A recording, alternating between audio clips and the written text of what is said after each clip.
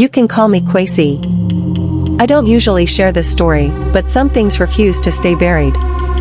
It happened when I was just 19, during one of my visits to my mother's village in the Ashanti region. If you've never been there, imagine a place surrounded by dense forests, with the kind of quiet that holds secrets older than memory. This story isn't mine, but I was there. I saw it happen. And it's haunted me ever since. The whole village was preparing for a wedding, Afia's wedding.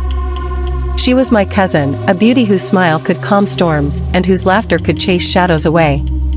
Her groom, Kwame, was a good man, kind, hardworking, and absolutely smitten with her. Everyone was excited, except for one person, Nana Ya, the priestess. She had taken Afia aside earlier that week, speaking to her in hushed tones. No one knew what was said, but Afia had been distant since then. When asked, she brushed it off with a smile, saying it was just pre-wedding nerves. The night before the wedding, there was a vigil, a night of prayers, singing, and storytelling. The whole village gathered around the fire, laughing and celebrating. But Afia didn't seem herself.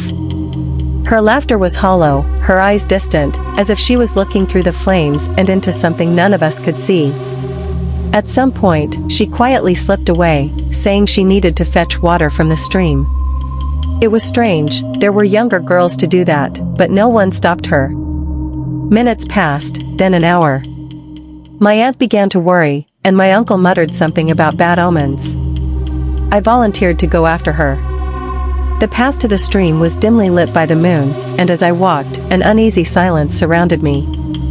The usual night sounds, frogs croaking, insects chirping, were absent. When I reached the stream, I froze. Afia was there, standing at the water's edge. Her white wrapper shimmered in the moonlight, but she wasn't alone. A man stood with her. At least, I thought he was a man. He was tall, his skin impossibly smooth, and his eyes, they weren't human.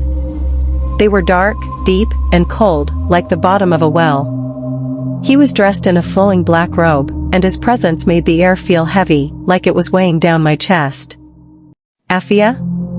I called, my voice barely a whisper. She turned to me, but it wasn't the Afia I knew.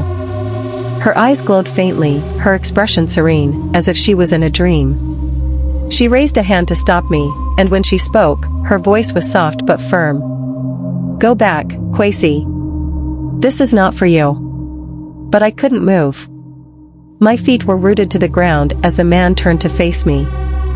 His gaze pierced through me, and I felt like my very soul was being unraveled. She is mine, he said, his voice deep and echoing, like thunder rolling through a cave. Before I could react, Nana Ya appeared out of nowhere. She was holding a bundle of leaves and a calabash filled with something dark.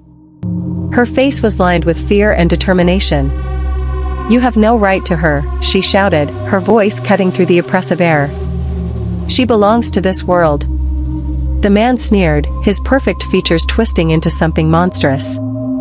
She was promised to me before she was even born. You cannot stop what has already begun. Nana Ya began chanting, her words rising in intensity.